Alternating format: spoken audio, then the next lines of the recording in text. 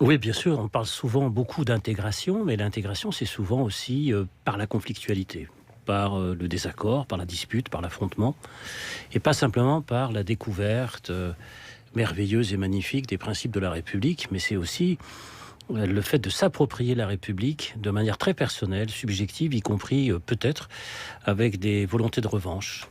Notamment, je pense à mes parents dans cette histoire, qui sont arrivés d'Algérie en 62 et qui avaient connu une sorte de chute sociale assez vertigineuse, habitant, vous l'avez dit, dans une cité ouvrière, à Sartrouville, avec ma mère devenant ouvrière d'usine, ce qui est quand même extraordinaire dans sa trajectoire, puisqu'elle était une femme de la tradition juive de Constantine. Elle s'est retrouvée ouvrière d'usine, vous voyez, comme quoi les, les clichés, quelquefois, qu'on a sur ceux qui venaient d'Algérie ne sont pas tout à fait conformes à la Et vous réalité. l'aviez raconté dans les trois exils, Mais j'avais notamment. déjà évoqué rapidement cette question-là. Mais là, effectivement, vous avez raison de souligner que 68, c'est la découverte aussi d'une autre France. Il y a plusieurs France et celle-là était beaucoup plus solidaire, fraternelle. C'était celle qui m'ouvrait dans le fond les portes et c'était une France qui décidait enfin de me parler. Qu'est-ce que vous vous disiez avant 68 dans votre tête par rapport à la société française, et qu'est-ce que vous êtes dit ensuite lorsque vous avez fait ce mouvement, ce basculement dans l'engagement et donc dans l'intégration de la société? Benjamin Stora. Alors c'est compliqué parce que la France d'avant 68, c'était la France que j'avais connue enfant en Algérie, à Constantine. Donc c'était une enfance aussi très mythologisée, très rêvée, très abstraite. Une France du cinéma, c'était les années 50, la France de la mode, de la nouvelle vague, de la musique, du rock'n'roll, de Johnny Hallyday, de 1960. Cette France qu'on voyait de loin, dans le fond, hein, et qu'on aimait, qu'on admirait, etc. Eh bien, cette France-là, après 62, c'était plus la même chose.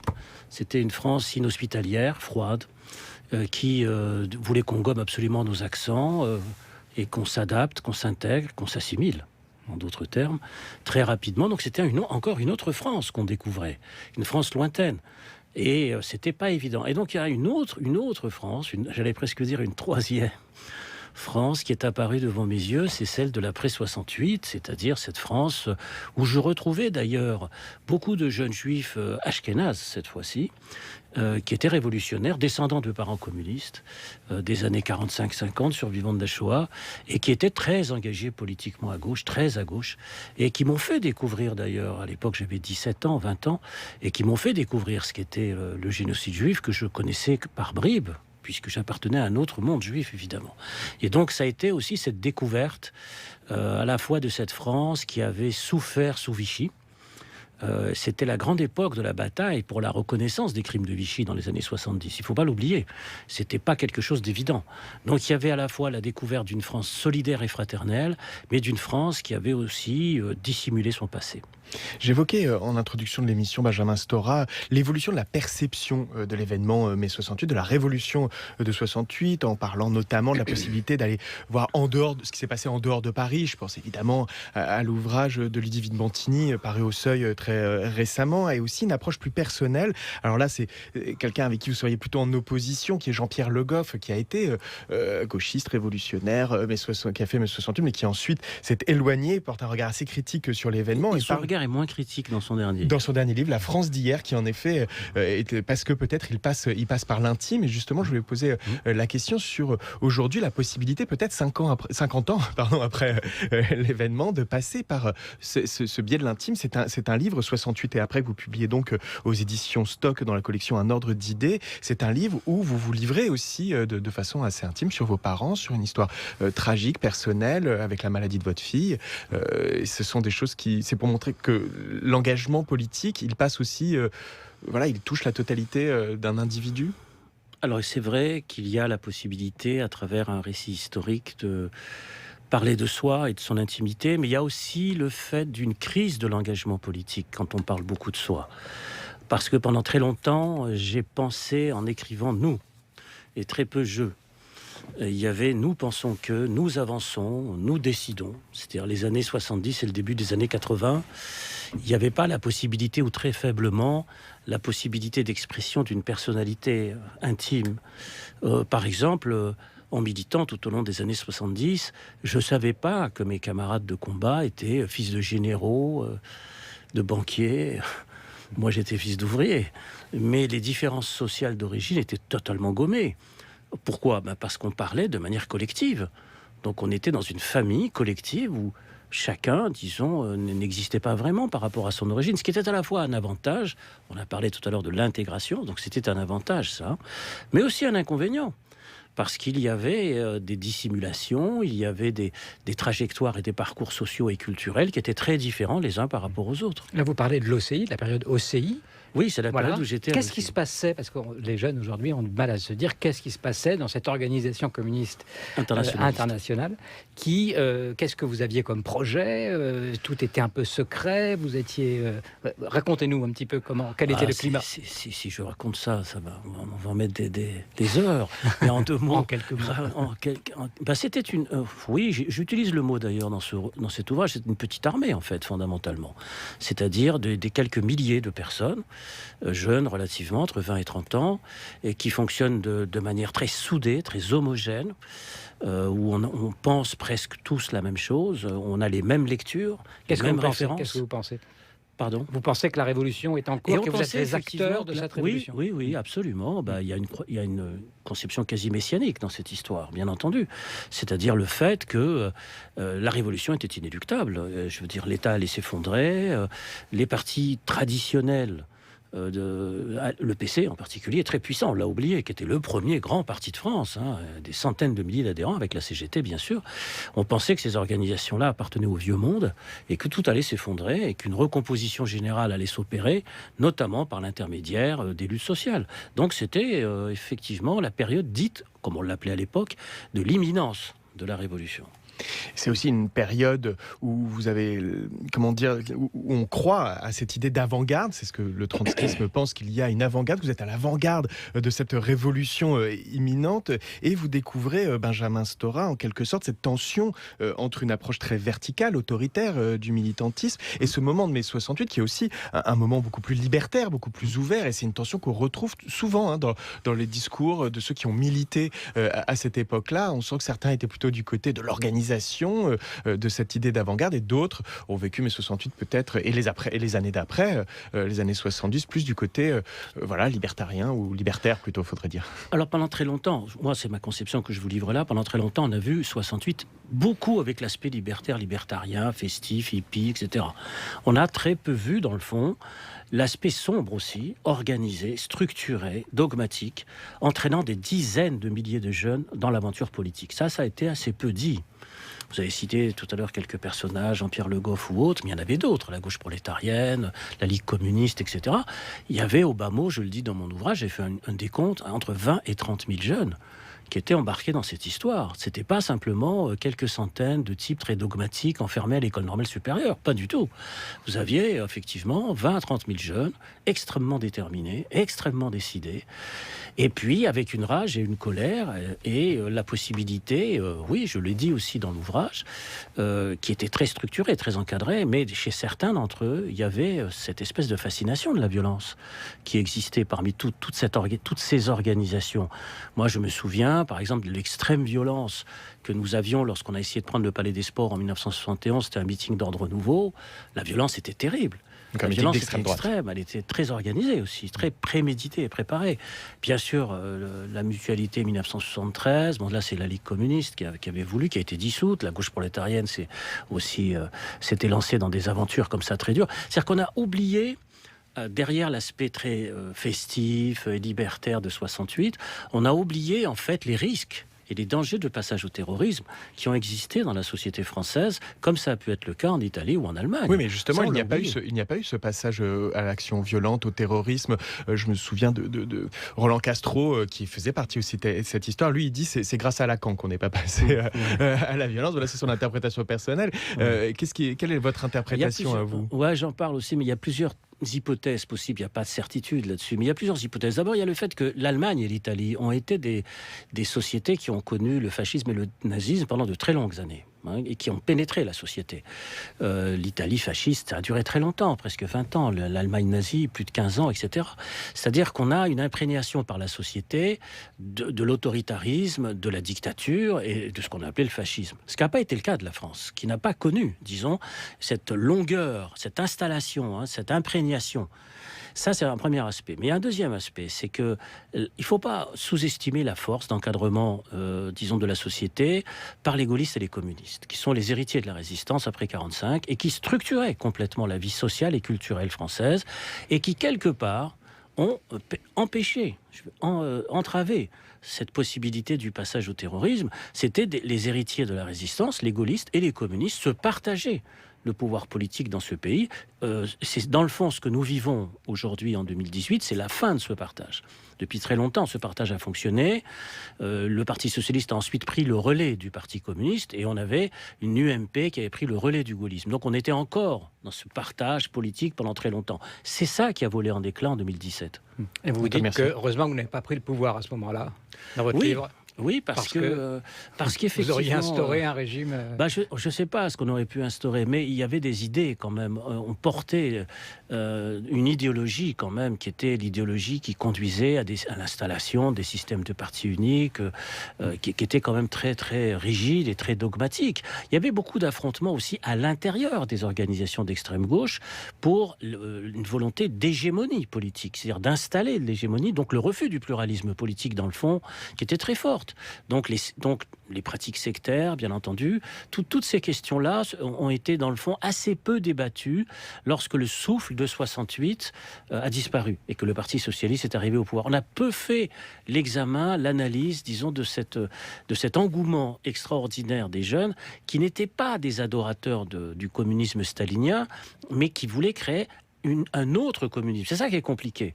C'est-à-dire qu'ils n'étaient pas des adorateurs de l'Union soviétique, voire même de la Révolution rouge, enfin au sens chinois du terme, mais qui avaient dans l'esprit de créer une sorte de paradis modèle inaccessible.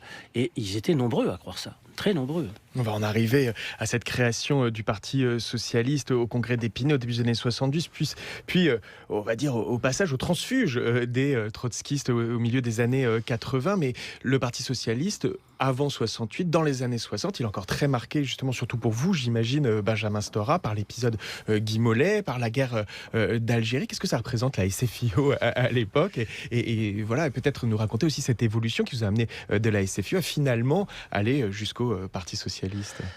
La SFIO, on ne la connaissait pas dans les années 70. Dans ma génération, ça n'existait pas, la SFIO. C'était un appareil très lointain de notables, de province, qui organisaient des banquets républicains, très, très décollés de la société et de la jeunesse, surtout. C'était très loin de la jeunesse. Et puis, il y a eu, effectivement, et vous avez eu raison de commencer par ce discours de 74, et puis il y a eu l'arrivée, effectivement, d'abord des partisans de Michel Rocard, puis derrière la CFDT, le féminisme, l'écologie, les luttes des immigrés, etc. C'est-à-dire que cette SFI aussi lointaine devenait un parti socialiste ouvert à la société. Et là, ça a commencé à nous intéresser. C'est-à-dire qu'on savait que c'était par là que ça bougeait, que ça pouvait fonctionner, qu'il y avait la possibilité de quelque chose. Et dans le fond, progressivement, tous les acteurs de l'après 68 ont commencé à regarder vers le Parti socialiste dès avant la prise du pouvoir de 80, dès avant. C'est-à-dire qu'il y a eu effectivement des gens qui progressivement ont commencé à rentrer dans le Parti socialiste, tout de suite après aussi bien sûr. Et donc il y avait, disons, cette illusion d'un Parti socialiste moderne, ayant rompu totalement avec la SFIO, avec des pratiques tout à fait nouvelle et n'appartenant pas à l'histoire classique, disons, de cette SFIO, par exemple, qui s'était affronté à la grève de 47 des mineurs, ou bien sûr la guerre d'Algérie en 56, etc. Pour nous, c'était quelque chose de réglé. Il y avait eu une autre organisation, et à l'époque, il y avait un modèle. Le modèle, je parle des années 80, par rapport au Parti socialiste, ce modèle, c'était le Brésil, avec Lula.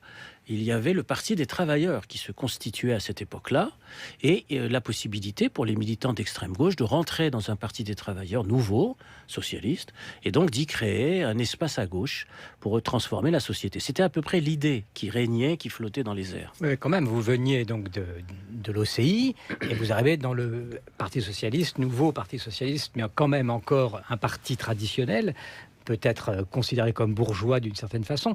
Il y a quelque chose qui a été transformé dans votre état d'esprit. Est-ce que vous vouliez faire de l'entrisme au départ? Est-ce qu'au départ, ça a commencé par dire on va aller dans ce parti, avec Cambadélis par exemple, je pense, on va aller dans ce parti pour précisément avoir un appareil à notre disposition, ou est-ce que c'était pas tout à fait ça? On avait Benjamin une Stora. culture de l'entrisme, effectivement, parce que ça fait partie de l'histoire du trotskisme des années 30, hein, lorsque Trotsky décide de rentrer dans la SFIO en 35, 36, 37, etc.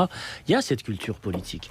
Mais derrière cette phraséologie de la culture politique, il y avait aussi le passage d'une génération à une autre et l'entrée dans la vie sociale et le fait de passer au réformisme réel et ne plus rester cantonné au dogme, c'est-à-dire le fait d'être quelque part impuissant face aux transformations de la société. Donc, et l'argumentation de l'entrée-entrisme, en fait, à mon avis, c'est une justification a posteriori.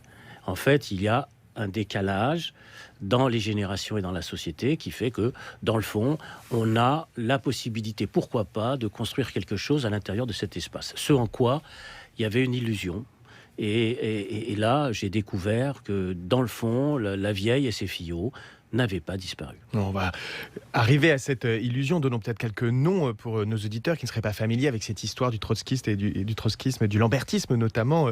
Il y a Lionel Jospin, évidemment, Jean-Christophe Cambadélis, Jean-Luc Mélenchon. Des profils quand même assez différents, qui ont évolué différemment et qui marquent... Et ce qui marque, selon vous, cette évolution, la perte de repères de la gauche, du Parti socialiste, des circonstances qui ont fait que chacun a évolué politiquement très, très différemment? Alors moi, Lionel Jospin, je ne l'ai pas connu à l'OCI. Honnêtement, c'était un personnage qui faisait autre chose, qui était dans des structures politiques qui n'étaient pas les miennes. Moi, j'étais un militant, comme on pourrait dire aujourd'hui, ouvert, public. Je ne m'en cachais pas, je diffusais, etc. Il y avait d'autres militants dans des organisations, comme le Parti socialiste, à partir de 1974 notamment, qui ne se montraient pas. Voilà, donc moi je ne connaissais pas l'existence de Lionel Jospin, je l'ai découverte dans le fond après, une fois que je suis rentré au Parti socialiste. Mélenchon, je l'ai très peu croisé, parce que c'était un personnage de province. Il militait à Besançon, donc c'était un provincial qui quelquefois montait à Paris, effectivement, dans des réunions nationales, et que je n'avais pas particulièrement remarqué, étant moi-même membre de la direction. Il n'était qu'un militant, donc moi je ne le remarquais pas. Donc je n'avais pas repéré, disons, de qualité particulière. J'ai commencé à le côtoyer après coup, c'est-à-dire lorsque moi-même je suis rentré pour quelques années au Parti socialiste. C'est là que j'ai découvert effectivement ce qu'était Mélenchon. Alors là, par contre, Jean-Christophe Cambadélis, Julien André, etc., eux avaient à peu près le même parcours que moi. On avait à peu près le même âge, c'est-à-dire qu'il y avait les mêmes types d'engagement politique, cette façon de parler, le côté tribun, la passion des idées aussi, parce qu'il y avait tout ça quand même, la passion de la lecture du livre. On lisait un nombre de livres absolument invraisemblables. Je le dis parce que j'ai été obligé de déménager ma cave récemment, parce que j'ai déménagé, mais alors il y avait les œuvres complètes de Lénine, de Trotsky, de Marx, ça faisait centaines de livres évidemment. On était des boulimiques, et je pensais à ça en regardant tous ces livres, en me disant mais c'est incroyable tout ce que j'ai pu lire, disons, durant toutes ces années. Qu'est-ce que vous en avez fait de ces livres maintenant? Vous les gardez pour vos enfants? Non, je ne sais pas garder. On ne va pas s'attarder là-dessus, évidemment.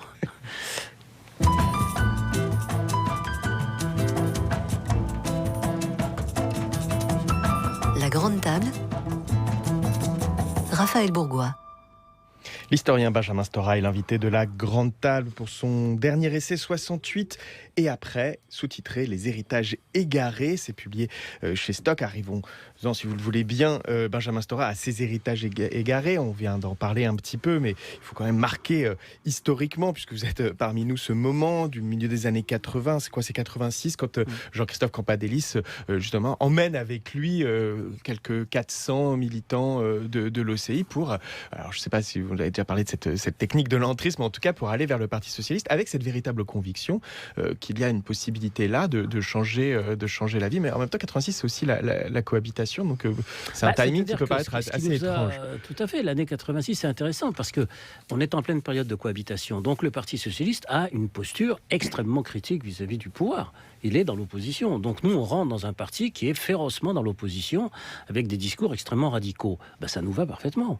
C'est-à-dire qu'on se dit, c'est bien, on continue, on poursuit, dans le fond, mais dans un espace social-démocrate, mais dans des batailles contre le code de la nationalité, contre la répression, contre la réforme de Vaquet. Enfin, c'était l'année 86, Donc il y avait, par conséquent, la sensation d'une suite de batailles et d'histoires. C'était quelque chose qui nous convenait parfaitement. Mais c'est commençait à se dessiner la reprise du pouvoir, c'est-à-dire les sondages, etc., que là, j'ai vu à l'intérieur de ce parti que ce parti n'était pas constitué de militants simplement, mais beaucoup d'experts, de notables, que la question décisive, c'était les investitures et non pas les batailles sociales, et que la professionnalisation, disons, de ce parti était extrême, au sens, disons, social du terme.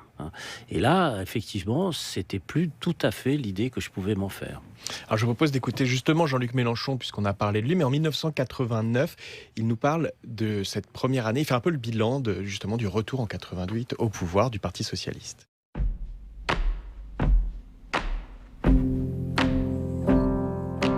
Tout le monde sait que le RMI c'est mieux que la loi du plus fort, que les accords de Matignon c'est mieux que la tuerie de la grotte d'Ouvéa. Ça c'est la gauche comme la France l'aime, quoi. Et puis il y a l'autre versant, c'est la gauche indolore, quoi. La gauche du consensus, qui finit par être tellement indolore qu'elle est presque insignifiante. Alors, d'un côté, on constate qu'il y a de moins en moins de monde qui se déplace pour venir voter, pour participer à la démocratie. Et puis de l'autre, on a l'impression un peu que tout ce qui bouge se passe en dehors de nous. Hein, que ce soit les mouvements sociaux avec lesquels on est plutôt dans un rapport de force que dans un rapport de complicité ou de construction commune. Et puis d'autres mouvements, comme le mouvement qui s'est formé autour des Verts, qui après tout est d'une, je sais pas comment on peut dire, d'essence très proche de ce que nous ressentons les socialistes. Mais ça se passe à côté. Alors ça, c'est un peu dommage. On a en gros le sentiment d'une société administrée, équitablement, plutôt bien, mais pas vraiment d'une société mobilisée. Et la gauche, c'est forcément la France mobilisée. Sinon, qu'est-ce que c'est ? Jean-Luc Mélenchon en 1989, Benjamin Stora. Il a raison, en 89, c'est évident, mais je crois qu'il a quitté le Parti Socialiste 20 ans après. Donc c'est long quand même. Donc il porte un diagnostic tout à fait bon, tout à fait correct, entre cette France administrée sagement, et équitablement d'ailleurs, et puis cette France mobilisée qui attend. Donc le délai entre la réflexion et le passage à l'acte a été un petit peu long. Vous avez été plus rapide. Moi je suis parti, effectivement, j'ai quitté le Parti Socialiste. Mais alors là, ça renvoie, parce qu'il faut être honnête dans toute cette histoire, moi ça renvoie à une question très personnelle dans un premier temps. C'est-à-dire la maladie de ma fille en 88 et son décès en 92, ça a pris 4 ans d'une bataille contre le cancer que nous avons perdu, et ça m'a effectivement éloigné de la politique. Ça m'a fait aussi revenir à des choses beaucoup plus importantes dans ma vie, et là aussi, pendant ces 4 années, j'ai vécu une très grande période de solitude. C'est-à-dire que beaucoup de mes anciens camarades qui étaient très proches de moi se sont séparés, éloignés de moi. Eux poursuivaient des aventures personnelles ou collectives, qu'importe, mais la solitude pendant 4 ans a été bien réelle. Ce sont les années de la chute du mur de Berlin, et puisqu'on parle de cette tension justement entre, comme dit Jean-Luc Mélenchon, entre un parti socialiste indolore et un parti socialiste qui est proche des luttes sociales, on a souvent reproché au PS de ne pas avoir fait son Bad Godesberg, vous savez, de ne pas avoir rejeté le marxisme, et en même temps quand on vous lit, quand on regarde cette histoire, on se dit que finalement il l'a fait très très tôt son Bad Godesberg, mais qu'il l'a pas forcément il l'a pas théorisé, effectivement. C'est-à-dire que la pratique, l'exercice même du pouvoir, notamment d'ailleurs avec l'arrivée de Michel Rocard au pouvoir, comme Premier ministre en 88, c'est une pratique, disons, d'une social-démocratie tranquille, très contestée d'ailleurs par Jean-Luc Mélenchon à l'époque, qui avait très bien compris ce qui était en train de se passer.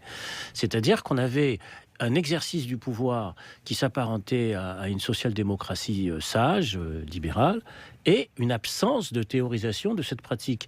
C'est-à-dire qu'il y avait toujours des références à Jaurès, à la radicalité, la rupture avec le capitalisme, les grandes envolées oratoires sur le... Je ne sais pas d'ailleurs sur quoi, mais c'était quand même très radical dans le discours. Ça restait dans les campagnes électorales, notamment. Moi, j'avais assisté à des meetings, notamment de François Mitterrand, dans les campagnes électorales, notamment de 88. J'étais complètement estomaqué, parce que c'était quasiment un appel au soulèvement, un appel au peuple. Je me disais, il manque plus que les conseils ouvriers, quoi. C'était vraiment ça, quoi. C'est-à-dire que c'était extraordinaire. Celui qui ne conçoit pas la rupture avec l'ordre capitaliste, Lucie, ne peut pas être socialiste. Oui, une phrase de son discours. Voilà, il y a des phrases extraordinaires avec des références extrêmement radicales, dures, de séparation avec le capitalisme ou autre. Et puis ensuite, il y avait l'exercice du pouvoir, la pratique du pouvoir. C'était pas tout à fait la même chose. Vous critiquez en quelque sorte cette évolution de la gauche et du Parti socialiste. Vous commencez votre essai, Benjamin Stora, de manière assez cruelle sur les résultats des dernières élections présidentielles. Et vous critiquez cette évolution finalement d'abandon des classes populaires pour aller vers la défense d'une certaine classe moyenne, éduquée. Ça a beaucoup été commenté ces derniers temps, cette évolution. Ce que vous critiquez finalement, c'est quoi? C'est l'arrivée des experts, des professionnels, comme dirait l'américain Thomas Frank? Oui, il y a de ça, bien sûr. Hein. C'est ce qu'on a appelé dans le vieux jargon des années 70 la bureaucratisation du parti. C'est-à-dire, c'est effectivement un parti politique aux mains d'experts. Ça, c'est important. Mais quand je critique la question de l'abandon des classes populaires, je parle aussi du problème des minorités. Et ça, pour moi, c'est important. Parce qu'en fait, les classes les plus populaires et les plus pauvres, dans le fin fond des banlieues, à la périphérie des villes, etc., eh bien, c'était en grande partie ces générations issues de l'immigration postcoloniale. Parce que pour moi, c'était lié, la question sociale et la question des minorités. Or, il y avait un grand mot d'ordre qui était avancé par François Mitterrand dans ses 110 propositions de 81, c'était le droit de vote pour les immigrés. C'était ça qui était avancé quand même. Il ne faut pas l'oublier. Ça est complètement oublié aujourd'hui. Hein. Or, les années passées, ces jeunes issus des immigrations dites postcoloniales ne voyaient jamais leur père voter. Ils les ont d'ailleurs jamais vus voter. Et ça, c'est un très gros problème. Parce que on ne peut pas à la fois promettre, expliquer par rapport à ces catégories sociales particulières des années 80-90, pour ensuite s'en désintéresser et entrevoir la question uniquement sous l'angle de la rénovation des immeubles, ce qu'on appelle la politique de la ville. Donc c'était pas tout à fait ce qu'espérait l'ensemble de ces catégories sociales. Et puisque vous parlez de ces catégories sociales, de cette question de l'intégration et une certaine forme d'abandon du Parti socialiste, je voulais avoir votre sentiment sur une polémique récente. Faisons un saut dans le temps, si vous le voulez bien, Benjamin Stora. Cette polémique qui a entouré l'apparition dans une interview de Mariam Pouchtou, qui est donc la présidente de l'UNEF, syndicat étudiant proche pendant longtemps du Parti socialiste, encore aujourd'hui, qui est apparu voilé à la télévision. Donc mettons de côté les réactions islamophobes, si vous le voulez bien, parce que c'est pas très très intéressant. En revanche, il y a une vraie question qui s'est posée sur l'évolution d'un syndicat étudiant proche du Parti socialiste, mais proche du Parti socialiste. Hein, donc qui fut proche du Parti socialiste, d'où l'évolution. Voilà, de se retrouver finalement. Voilà, qu'est-ce que ça dit des combats? Ça dit énormément de choses. Là, il est 26, je crois, maintenant. Donc là, on aborde l'islam en France, donc c'est voilà, mais c'est la traditionnelle dernière question des interviews. Excusez-moi, ça arrive dans votre livre aussi. Oui, bien sûr. Non, mais ça dit quoi? Ça dit qu'il y a de plus en plus de jeunes musulmans dans ce pays qui veulent rester musulmans. Voilà, il y en a beaucoup qui veulent pas renoncer à leur origine, ça c'est certain, et on peut pas les contraindre ou les obliger à quitter leur origine. Ça, c'est la première chose. Ça fait partie de l'histoire de France d'aujourd'hui, et donc il faut accepter cela. Le fait qu'il y a plusieurs millions de personnes de culture, de tradition et de pratiques. Ils ne sont pas tous religieux d'ailleurs. Hein. Ça, c'est la première chose. La deuxième chose, c'est qu'effectivement le port du voile peut être apparenté soit à une revendication de prosélytisme politique, l'islam politique, l'islamisme, ça c'est évident, soit ça peut être apparenté à une conviction personnelle. Comment savoir et tracer la frontière entre les deux, c'est très compliqué. C'est pas simple. Celui qui arrive à tracer cette frontière, bravo. Parce que entre le prosélytisme politique et la question de la conviction intime et personnelle, c'est pas évident. Enfin, troisième aspect, c'est à l'UNEF de décider. C'est à l'UNEF de décider quels sont ses porte-paroles. C'est aux syndicats de décider. Vous savez, il y a eu cette polémique déjà, cette discussion, lorsqu'il y a eu le problème des salles de prière dans les usines, avec la question de la CGT. Mais ça, c'est déjà une vieille discussion. C'était déjà il y a 20 ou 30 ans. C'était, est-ce qu'il y a la possibilité, disons, de prier ou pas à l'intérieur du lieu de travail, etc. C'est-à-dire qu'en fait, moi, la question plus générale, c'est l'empiètement du religieux dans l'espace public. Ça, c'est pour moi la vraie question. C'est-à-dire que, est-ce que, dans le fond, on va pouvoir avoir un espace public qui reste laïque et non religieux, ou est-ce qu'au contraire, il y aura progressivement un empiètement du religieux sur l'espace public? C'est une vraie question, une vraie bataille, mais qu'on ne peut mener qu'en respectant les croyances de chacun. Vous voyez, vous avez quand même le temps de répondre, Benjamin Stora, malgré cette question de 12h26. Voilà. Antoine, merci. Une ultime Peut-être question. même, oui, peut-être pour conclure, parce qu'on a fait l'itinéraire de la gauche, vous nous avez fait traverser tout un pan temporel très important. Et puis aujourd'hui quand même, qu'est-ce qui se passe à gauche? Est-ce que quelque chose existe encore? Est-ce que ça bouge encore? Ce grand cadavre à la renverse, disait un certain Bernard-Henri Lévy. Ouais. Non, il y a une gauche qui existe, c'est certain, on l'a vu dans la rue par exemple. Le problème, c'est qu'à mon sens, c'est tout un avis tout à fait personnel, parce que vous le savez, je reste très attaché quand même à la gauche. Je pense que la gauche aurait intérêt à ne pas rester enfermée dans un ghetto, c'est-à-dire des fameux 30 000, 50 000 manifestants de certaines catégories sociales. Il faut aller à la conquête de nouvelles catégories sociales, et en particulier de cette fameuse jeunesse dont je parlais tout à l'heure, qui était absente dans ces manifestations de la gauche traditionnelle, qui était absente. Et la gauche ne pourra reprendre le pouvoir que si elle sort d'un ghetto politique et idéologique, qu'elle s'ouvre à la société réelle et à tous les nouveaux enjeux de la société d'aujourd'hui. Je crois qu'il faut qu'elle en prenne conscience aujourd'hui, qu'elle réfléchisse sur elle-même. Sacré travail, sacré programme, Benjamin Stora, 68 et après les héritages égarés, c'est donc publié chez Stock